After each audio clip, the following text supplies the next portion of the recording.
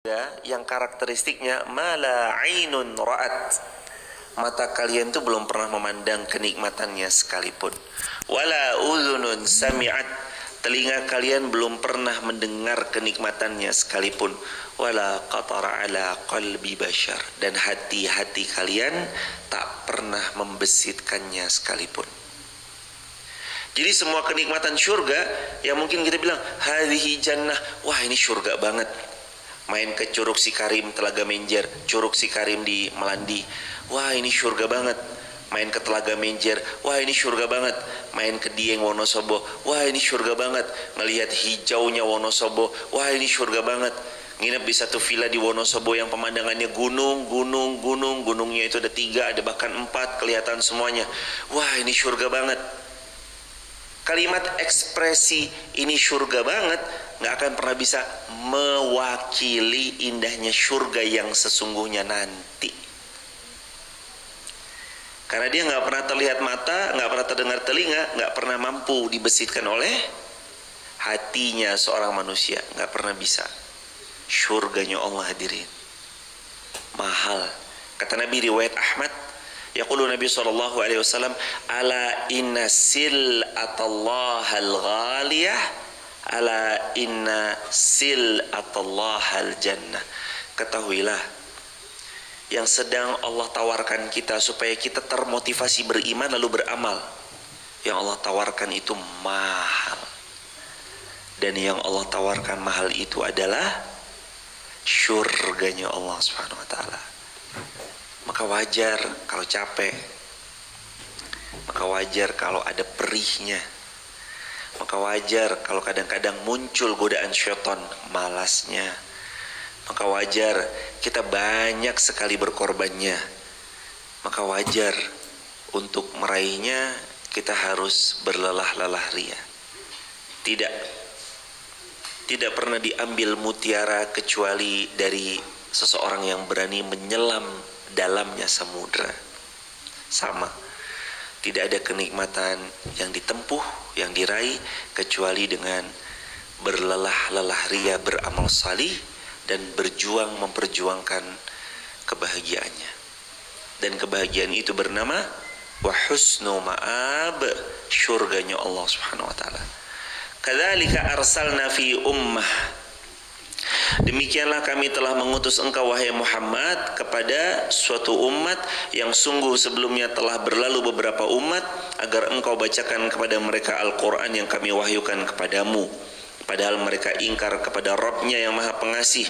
Katakanlah, Dia Tuhanku, tiada Tuhan selain Dia, hanya kepadanya aku bertawakal, hanya kepadanya aku bertaubat. Nabi Muhammad SAW dalam hadis, dalam ayat ini, maksudnya daripada diutus untuk kaum, artinya juga dikuatkan dalam ayat Al-Quran, wa ma arsalnaka illa rahmatan lil alamin. Tidaklah Nabi SAW diutus kecuali untuk kaumnya. Di sini adalah semesta alam, semua makhluk di atas muka bumi. Kalau Nabi dan Rasul sebelum Rasulullah SAW itu diutus untuk kaumnya masing-masing, kalau Nabi Muhammad SAW itu untuk rahmatan lil alamin, semua manusia. Hadirin, tujuannya sebenarnya satu, mengajak untuk pulang ke kampung halaman sejatinya, yaitu mengajak agar masuk ke dalam syurganya Allah, atau mengajak untuk kembali kepada iman. Dia diajak kembali kepada iman. Sebenarnya fitrahnya manusia terlahir itu yuladu alal fitrah, dia terlahirkan karena fitrahnya. Terus kemudian fa'abawahu, ayahnya yang menjadikan, yunassiranihi, yumajjisanihi, yuhawidanihi, jadikan Nasrani, Majusi, Yahud, dan seterusnya. Itu yang menjadikan itu tuh orang tuanya. Fitrahnya Islam. Kembali kepada mana? Syurganya Allah. Berkata Nu'man bin Ayyash Az-Zuraqi, ia berkata, Abu Sa'id Al-Khudri telah meriwayatkan kepadaku dari Nabi SAW, yaqulu Nabi SAW, inna fil jannah syajarah yasirur raqibul jawad mudammaras sari'a mi'ata amin ma yaqta'uha. Dalam hadis yang diriwayatkan oleh Imam Al-Bukhari, juga diriwayatkan oleh Imam Muslim. Kata Nabi SAW, sesungguhnya di surga itu ada sebuah pohon yang apabila seseorang menunggangi kuda yang paling baik, paling bagus, dan kuda tercepat, lalu kuda itu berlari dengan kencangnya untuk menuju ujung dari pohonnya, mudammaras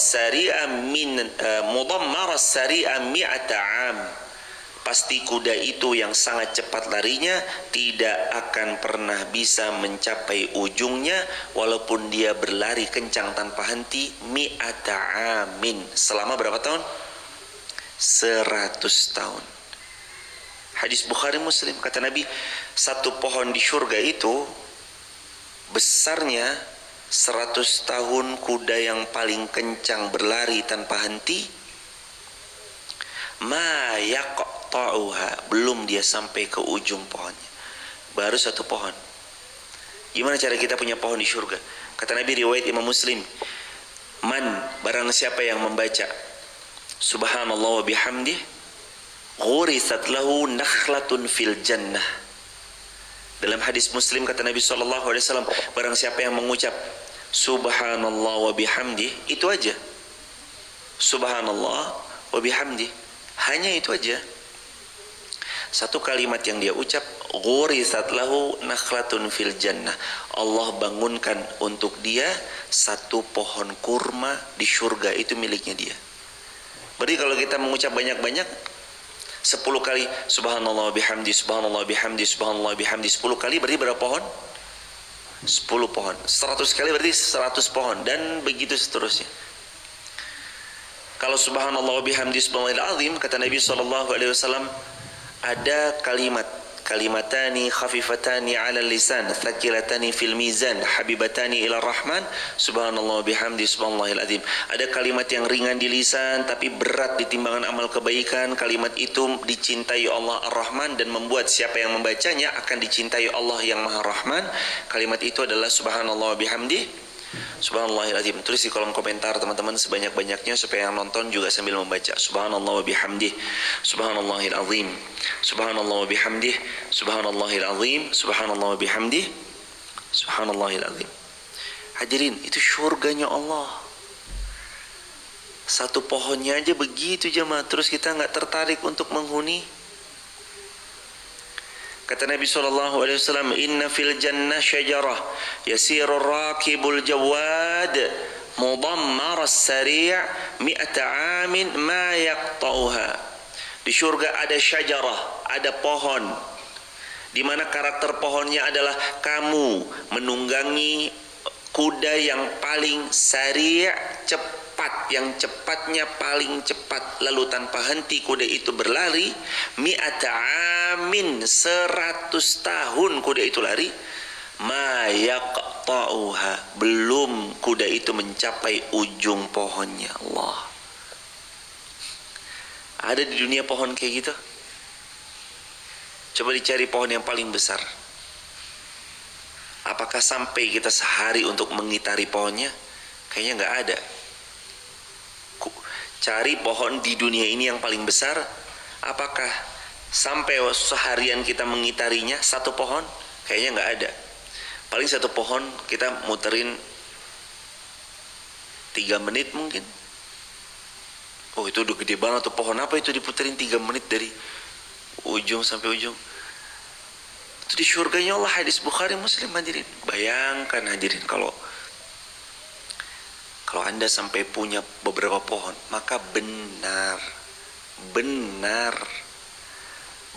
kalau kata Nabi SAW, hadis riwayat Imam Muslim juga, seseorang yang paling miskin adalah seseorang yang paling terakhir masuk surganya Allah, dicandai sama Allah, dia masuk dalam surganya Allah untukmu dunia dan seisinya, dunia dan seisinya, dunia dan seisinya, dunia dan seisinya, dunia dan seisinya. Berapa kali? 5 kali. Lalu Nabi SAW mengatakan kepada hamba yang paling terakhir masuk surga, dan untukmu 10 kali lipatnya. Berarti berapa kali lipat? Totalnya adalah setelah dikali 10 kali lipat, dari 5 kali Nabi bersabda di awal tadi, 50 kali lipat dunia dan seisinya. Itu untuk orang yang paling terakhir masuk surganya Allah. Maka wajar kalau Pohonnya aja tuh pohon yang 100 tahun unta paling cepat berlari, mayak tauha, belum sampai dia kepada ujung pohonnya. Allahu Akbar. Ya ibadi, law anna awwalakum wa akhirakum wa insakum wa jinnakum qamu fi sa'idin wahidin fasa'aluni fa'ataitu kulla insanin mas'alatah ma naqasa dhalika min mulki syai'a illa kama yanqusul mikhyata idza udkhila al-bahr. Lalu dalam hadis Muslim nomor hadis 2577 kata Nabi SAW, wahai hamba-hambaku, kalaulah kalian semuanya dari makhluk pertama dari Nabi Adam alaihi salam sampai nanti manusia terakhir hari kiamat itu, semuanya dari jin juga. Ini udah manusia dari Adam sampai hari kiamat, jin dari saat itu sampai hari kiamat. Lalu semuanya berkumpul, fasa'alani, lalu mereka semuanya meminta satu persatu kepadaku tentang permohonan dan doa-doa serta permintaan mereka dari zaman Nabi Adam, manusia pertama, sampai kiamat, sampai manusia terakhir, plus semua bangsa jin. Kalau semuanya minta kepadaku, kata Allah Subhanahu wa taala, fa'ataitu kullah, dan aku berikan semua permintaannya tanpa terkecuali. Dari Nabi Adam sampai akhir itu berapa ratus miliar manusia jemaah, dan semuanya meminta, belum bangsa jin, dan semua jin meminta. Fa'ataitu kullah, dan aku berikan semua permohonan-permohonannya. Apa kata Allah? Ma naqasa dzalik min mulki syai'a, tidak akan pernah mengurangi kekayaan dari kekuasaanku sedikit pun, enggak. Illa, kecuali kama yanqusul mikhyata idza udkhila al-bahr, kecuali hanya seperti jari yang kamu celupkan ke dalam bahar, lautan, lalu diangkat. Yang menempel di jari satu tetes itu adalah nikmat yang sudah Allah beri dari zaman Nabi Adam sampai hari kiamat. Itu seperti permintaan yang semua mereka pinta diberi sama Allah dari zaman Nabi Adam sampai kiamat, plus bangsa jin. Dan yang Allah siapkan di syurga, samudra luas yang tak bertepi. Allahu Akbar, Allahu Akbar, walillahil hamd. Itu jemaah, Allahu Akbar, walillahil hamd. Lalu dikatakan oleh Al-Khalid Ibnu Madan, beliau berkata, sesungguhnya di dalam syurga ada sebuah pohon bernama Tuba yang memiliki ambing. Dari ambing itulah penghuni-penghuni syurga akan mengambil susu yang segar. Setiap anak yang gugur lahir dalam keadaan wafat berada di tepian sungai-sungai syurga. Di sanalah mereka tinggal sampai mereka berbangkit di hari kiamat. Lalu tiap-tiap mereka dibangkitkan pada usia yang sebagaimana penghuni syurga memiliki usia. Hadis riwayat Ibnu Abi Hatim bahwa mereka akan dibangkitkan 33 tahun, 33 tahun, 33 tahun, dan seperti postur ayahnya Adam alaihi salam 60 siku ke langit, dan seperti yang perempuan seperti postur ibunya Hawa alaihassalam 40 siku ke langit. Tapi kita mengenal, ini anak saya yang kemarin wafat dalam keadaan belum balik, ini anak saya yang kemarin umur 4 hari 7 hari wafat. Itu hadirin, Allahu Akbar. Lalu syurga yang sebegitu indahnya mau kita tukar dengan dunia yang tak seberapa? Jangan. Semangat. Perjalanan ini adalah perjalanan menuju syurganya Allah. Perjalanan kita adalah perjalanan pulang menuju Allah. Perjalanan yang nanti bermuara kepada pangkuan Allah. Selagi masih diberi usia, berarti Allah mau kita menambah pundi-pundi amal kita, karena dirasa masih banyak kurang-kurangnya. Dan harusnya kita merasa itu, bahwa memang benar kita masih banyak kurangnya. Gak ada yang merasa kayaknya sudah cukup bekal nih, nggak ada lah jemaah. Masih banyak kurang-kurangnya. Belum lagi masih banyak amanah-amanah yang mesti diselesaikan. Belum lagi tentang tanggung jawab. belum lagi masih banyak hal yang memang harus diperbaiki. Maka wahai orang yang beriman, bersemangatlah. Orang yang beriman bersemangatlah dalam imannya, meskipun ia seperti seolah menggenggam iman, seperti seolah menggenggam bara api, lalu juga tetap bersemangatlah dalam amal solihnya. Kata Nabi dalam hadis riwayat Imam Tirmidzi, akan datang sayati zamanun, kata Nabi SAW, au kama qala, sayati zamanun, akan datang suatu zaman di mana kalian-kalian ini menggenggam iman-iman kalian, mentaati syariat yang Allah perintahkan seperti menggenggam bara api. Hadis riwayat Imam Tirmidzi. Apa kata para ulama muhaddisin? Kata ulama muhaddisin, kalau ini contoh bara api, kalau ini bara api digenggam, ini bara digenggam oleh tangan. Gimana tangan kita? Bukan panas lagi, jadi melepuh jemaah. Kalau ini bara api, tutup spidol ini nih, ini bara api. Kata Nabi SAW, sayati zamanun, akan datang satu zaman di mana seseorang menggenggam agamanya, mentaati syariat-syariat Allahnya, seperti mereka menggenggam bara api. Kalau ini bara api lalu kita genggam, tangan kita melepuh, sakit. Tapi mereka harus genggam sesakit apapun. Tapi mereka harus tetap menggenggamnya, semelepuh apapun tangannya. Aduh. Tapi mereka tetap harus genggam. Karena kalau mereka lepas, ada nggak yang mereka genggam? Nggak ada. Mereka mengaku KTP-nya Islam, tapi mereka melepas diri mereka dari perintah-perintah Allah. Enggak, hadirin. Kita genggam. Sesakit apapun digenggam. Semelepuh apapun tangan kita tetap kita genggam. Itu iman. Iman, hadirin. Iman. Lalu Allah Subhanahu wa taala berfirman, katakan wahai Muhammad bahwa Allah adalah Rabbku, la ilaha illahu, tiada Tuhan yang berhak diibadahi dengan benar kecuali Dia, alaihi tawakkaltu wa ilaihi matab. Dan ini sifat karakteristik yang harus orang beriman miliki. Alaihi tawakkaltu, karakter pertama, bertawakal hanya kepada Allah. Wa ilaihi matab, dan hanya kepada Allah lah kita bertaubat. Kalau pagi kita masih diizinkan bangun, itu sebenarnya Allah lagi mau kita taubat jemaah, lalu memperbaiki diri di hari itu.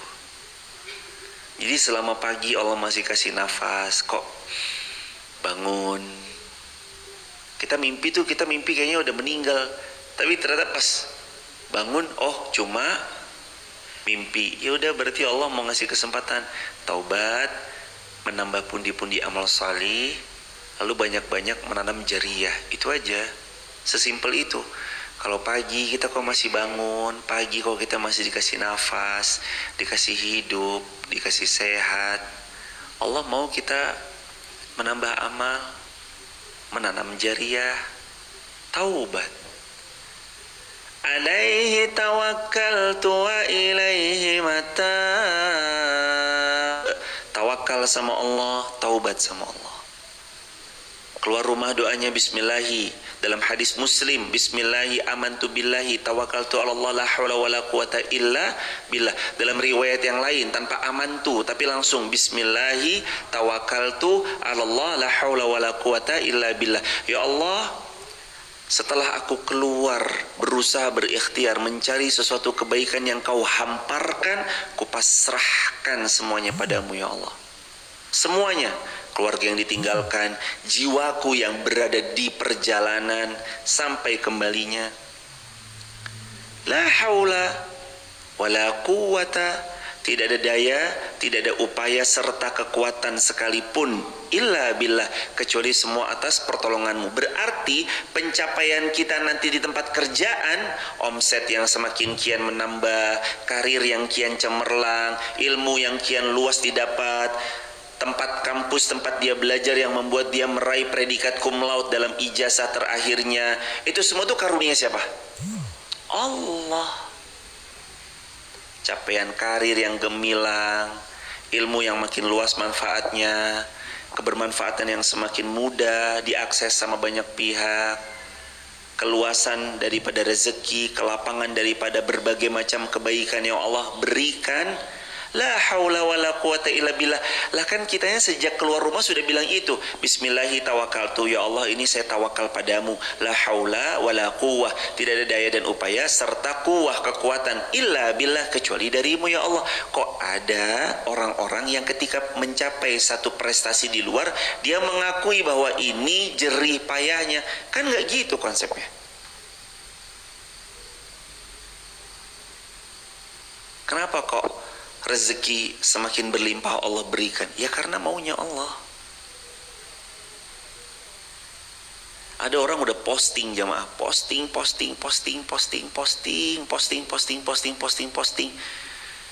Tetap aja ke viral. Ada orang yang nggak ngapa-ngapain, dia tuh malah pengennya bersembunyi, pengennya bersembunyi. Tiba-tiba viral aja, Allah yang memviralkan. Maunya siapa? Maunya Allah. Maka tawakal itu memang harus terus dimiliki oleh orang yang beriman. Tawakal terus. Tawakal bukan berarti ikat untamu. Enggak, sudah tawakal sama Allah. Kan kejadian pada zaman Nabi SAW, ikat untamu, beribadah bersama kami berjamaah di masjid.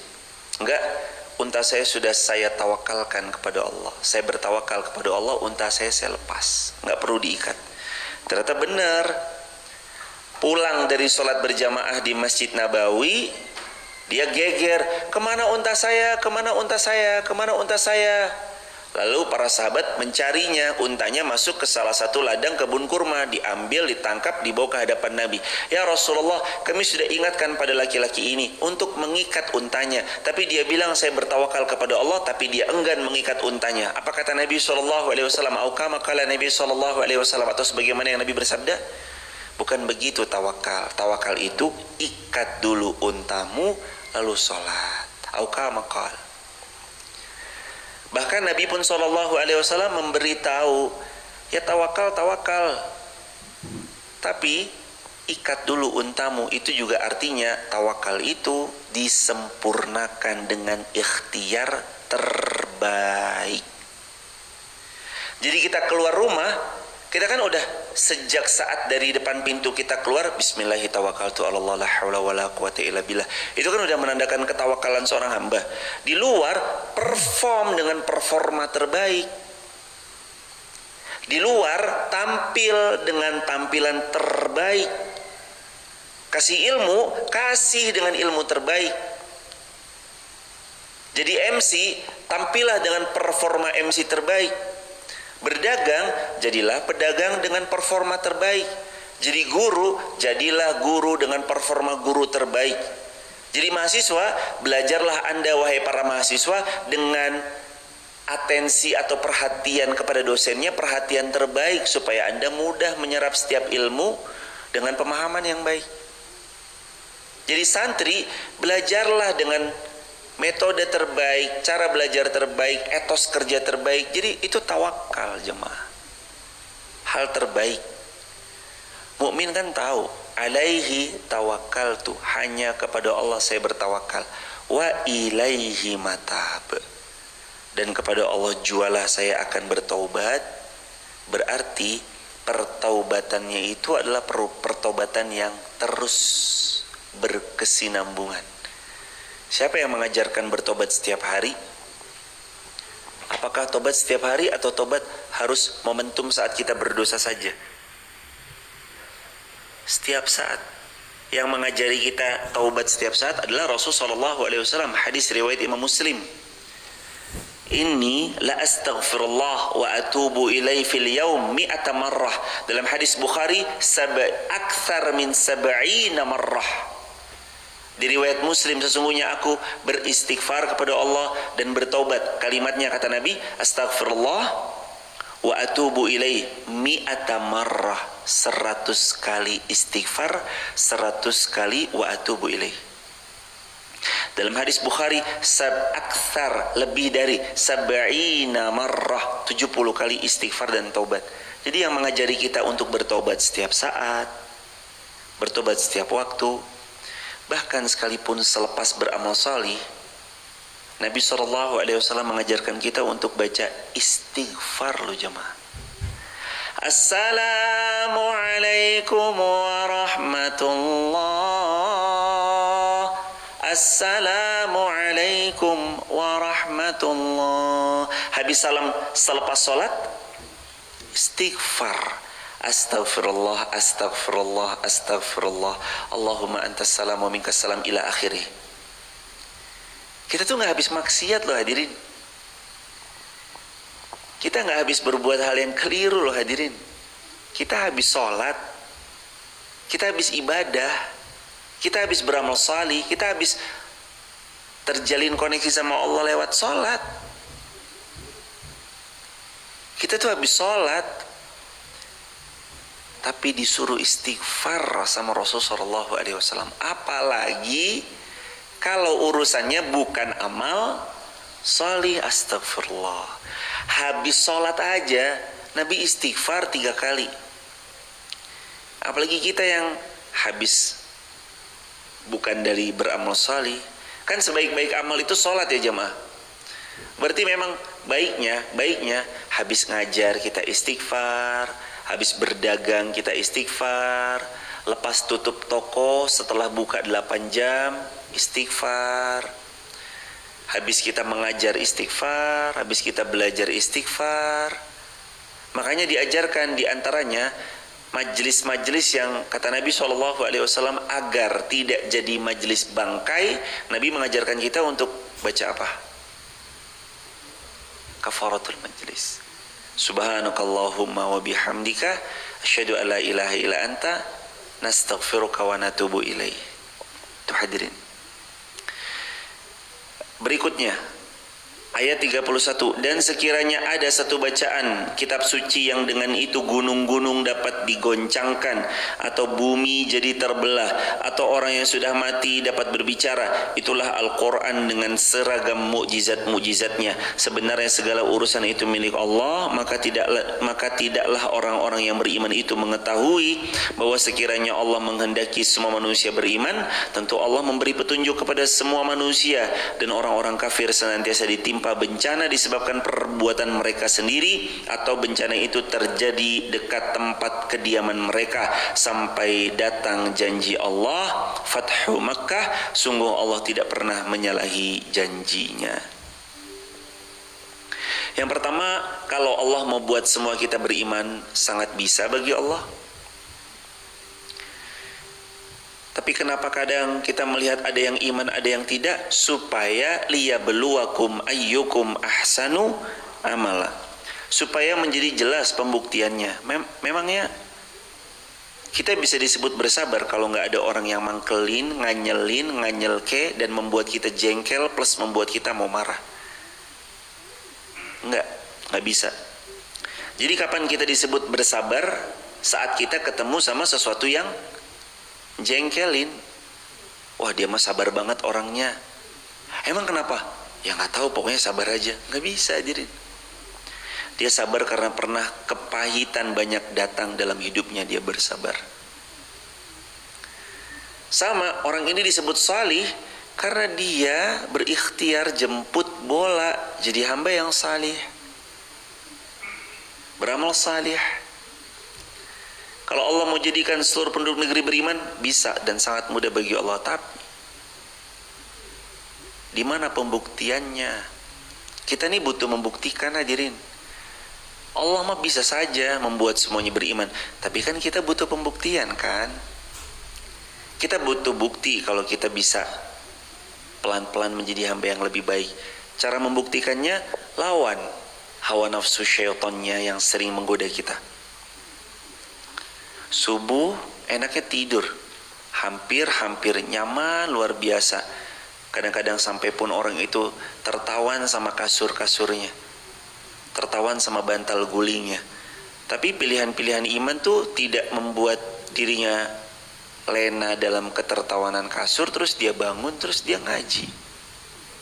Ngantuk, ngaji. Capek, ngaji. Dia memilih jalur itu.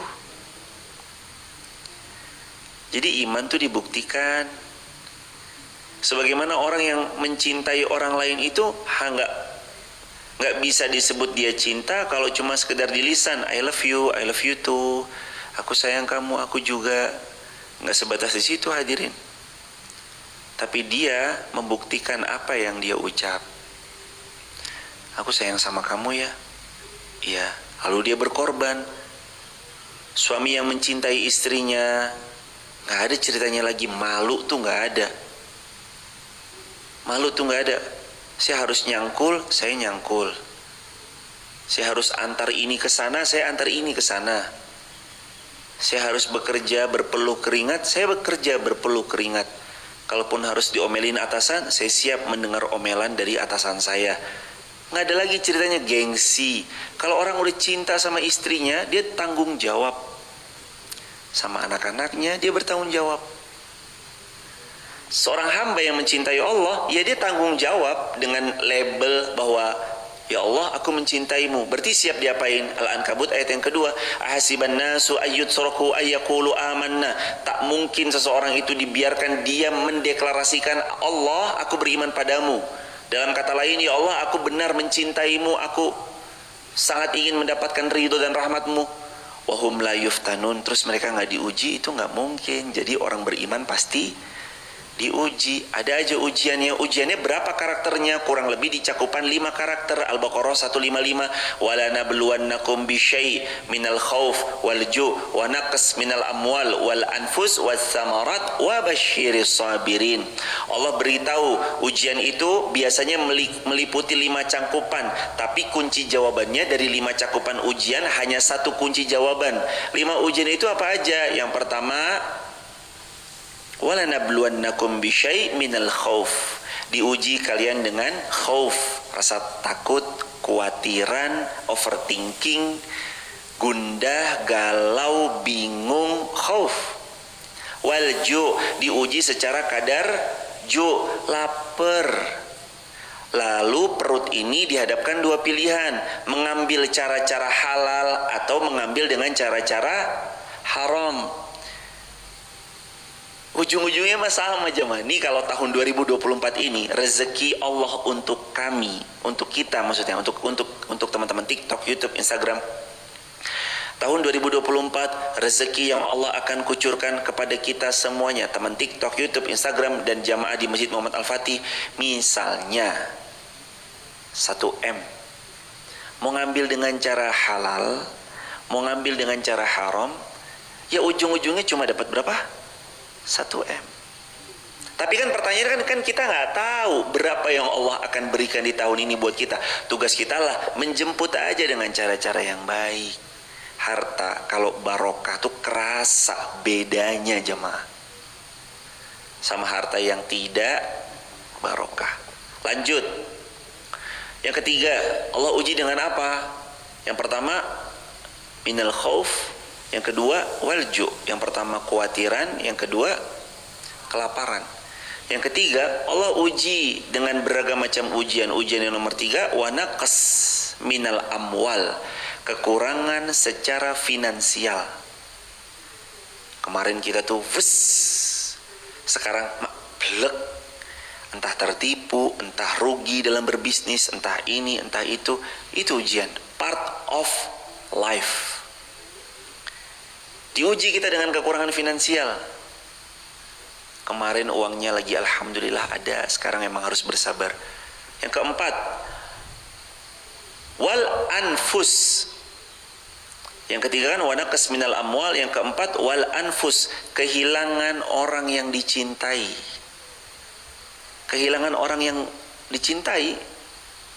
Suami kita cintai, beliau wafat. Istri yang sangat kita cintai, yang beliau menyeimbangkan hidup kita, wafat. Anak yang sedang lucu-lucunya wafat. Orang tua yang kita masih butuh doa-doa beliau wafat. Wal anfus, yang kelima, wassamarat, kekurangan dari buah-buahan. Tapi dari 5 ujian yang Allah hadirkan, kunci jawabannya satu. Apa kunci jawabannya? Wabasyiris sabirin.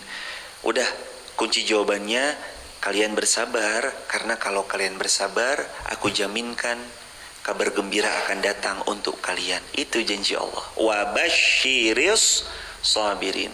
Sabar aja, nikmati setiap ujian, nanti Allah akan bahagiakan.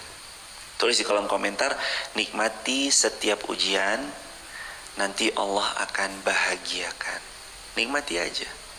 Yang kita perlukan kan NJS. Masih ingat NJS apa?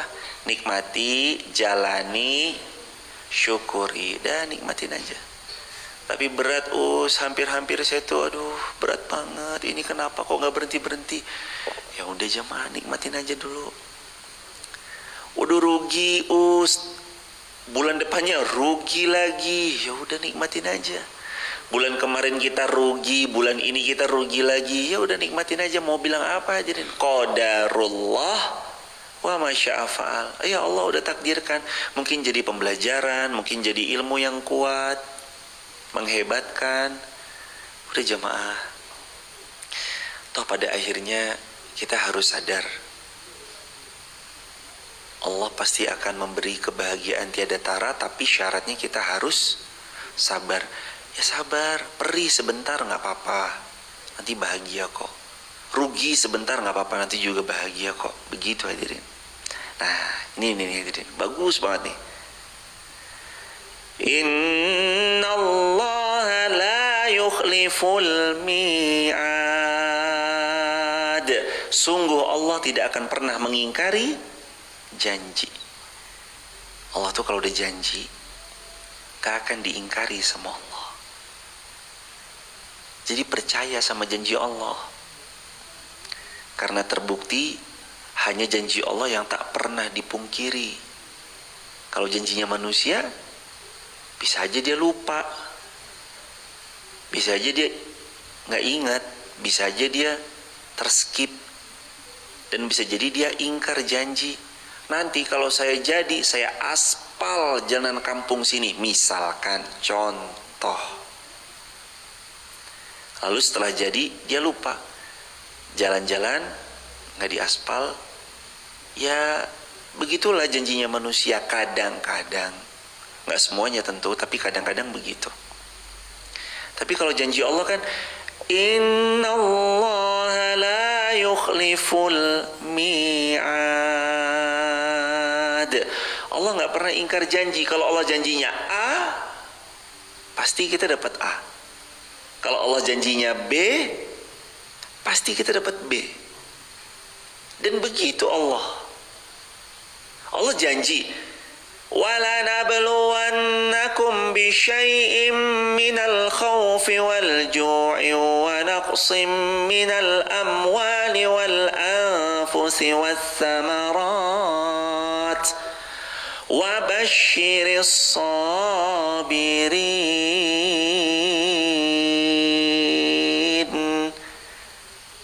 Kalian aku uji ya.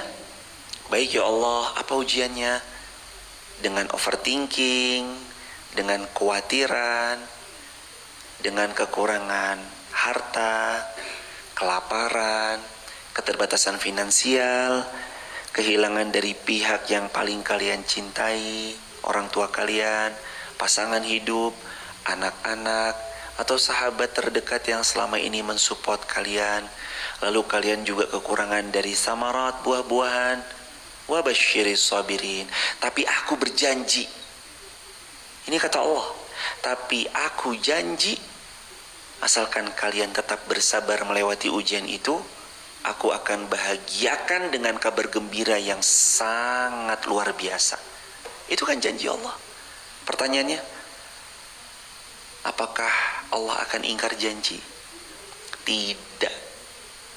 Pasti ditepati.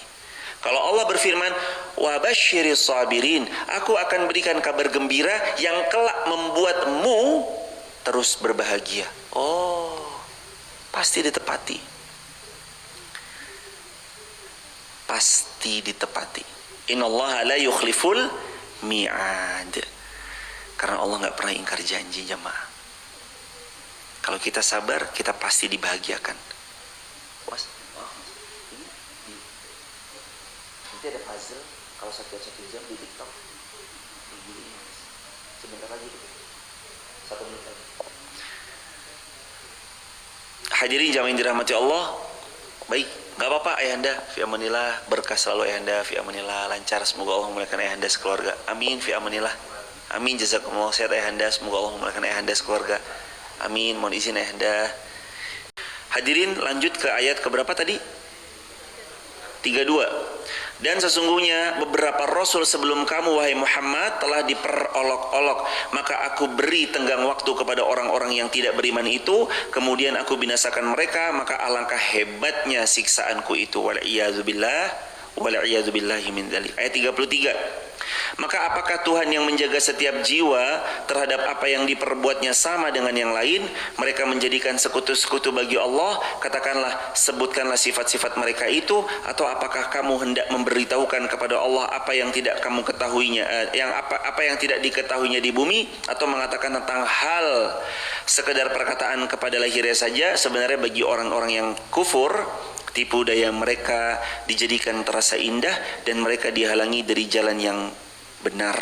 Dan barang siapa yang Allah sesatkan, maka tidak ada satupun yang dapat memberinya petunjuk. Fi amanillah ya anda, lancar barokah, semoga Allah memuliakan. Waalaikumsalam warahmatullahi wabarakatuh. Fi amanillah. Hadirin jamaah yang dimuliakan Allah Subhanahu wa taala, sesiapa yang Allah berikan kebahagiaan, tidak ada yang bisa menghalangi. Siapa yang diberinya hidayah, tak satupun orang yang juga bisa menghalangi. Tapi sesiapa yang dikelirukan oleh Allah, tidak ada satupun yang bisa meluruskan kekeliruannya kecuali atas kehendak Allah Subhanahu wa taala. Ayat yang terakhir, mereka mendapat siksaan dalam kehidupan dunia dan azab akhirat pasti lebih keras.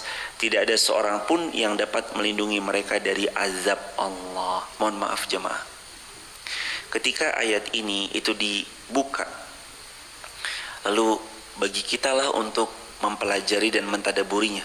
Lahum adzabun fil hayatid dunya. Itu maknanya bagi mereka azab dunia. Itu maknanya di dunia orang-orang yang menjauh dari Allah aja itu sudah terkena azab.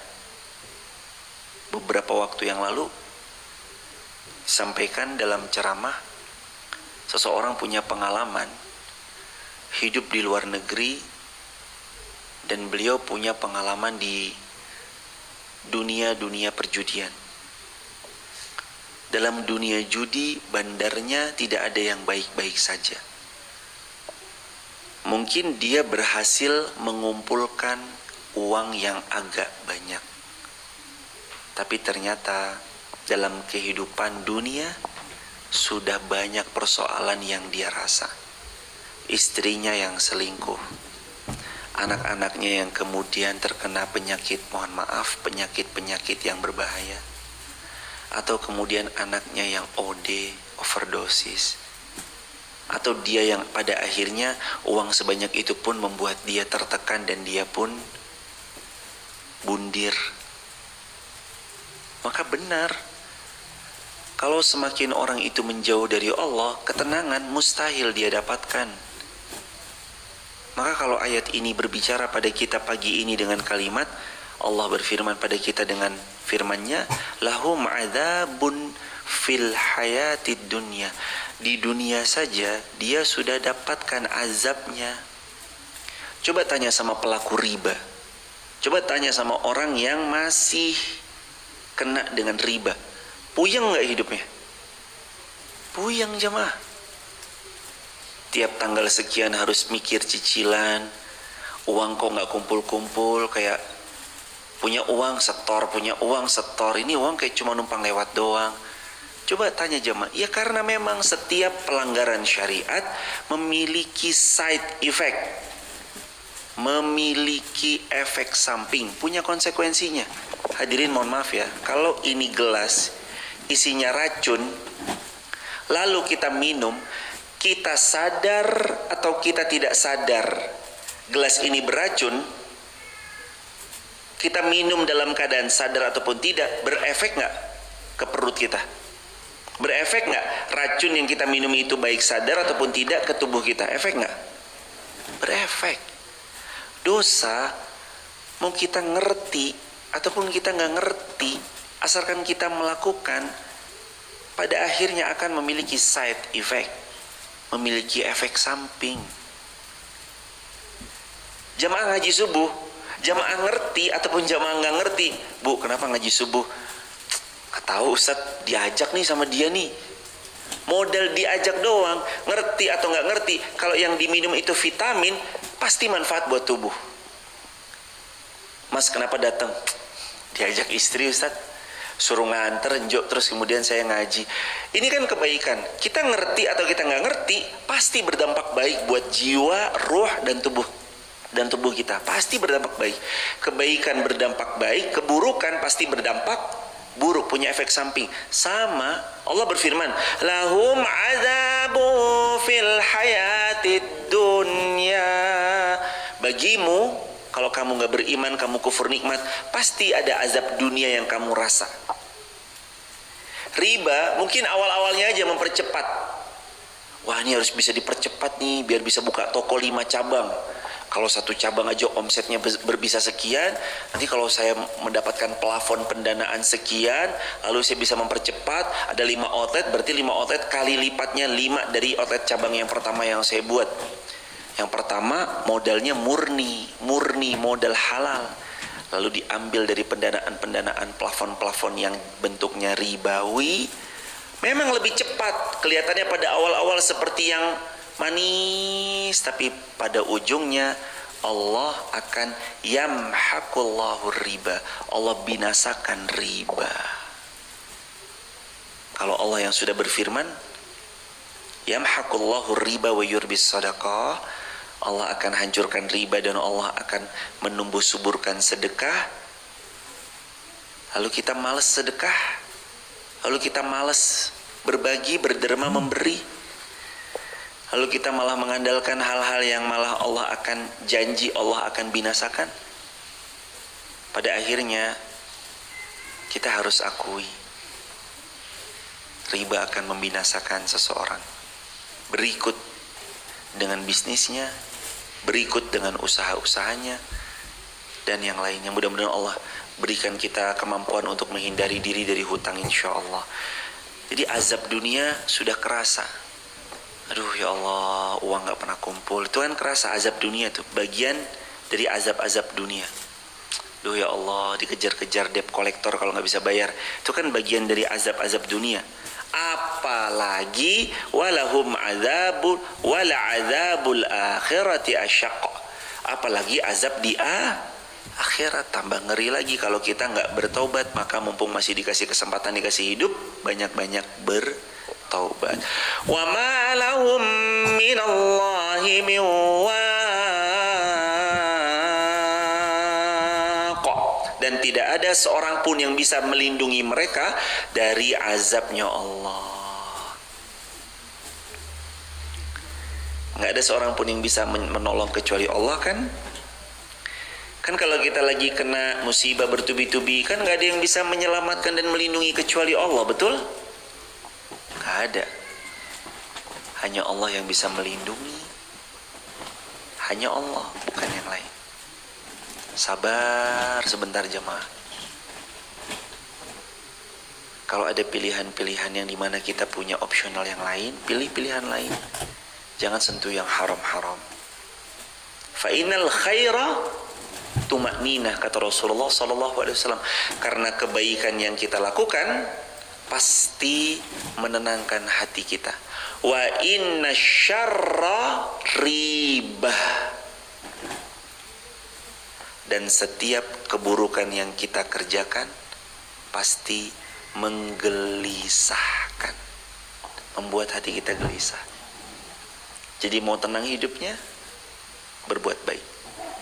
mau gelisah, berbuat buruk. Barakallahu fikum. Semoga yang sederhana ini jadi ibrah dan manfaat buat yang berbicara terutama, dan secara umumnya buat kita bersama. Dan semoga Allah karuniai kita semua keluarga yang sakinah mawaddah warahmah, anak keturunan yang salih salihah, terhindar terbebas daripada hutang dan tuntutan pada hari kiamah. Dan semoga Allah wafatkan kita wafat dalam keadaan mati syahid, wafat di tanah suci Madinah atau tanah suci Mekah, dan wafat dalam keadaan husnul khatimah. Dan Allah jumpakan kembali kita di jannah Firdaus yang paling mulia. Kita akhiri dengan hamdalah. Subhanakallahumma alhamdulillahirabbil alamin, dan kafaratul majlis. Subhanakallahumma bihamdika asyhadu an la ilaha illa anta nastaghfiruka wa natubu ilaik. Barakallahu fikum. Salam keluarga di rumah. Assalamualaikum warahmatullahi wabarakatuh.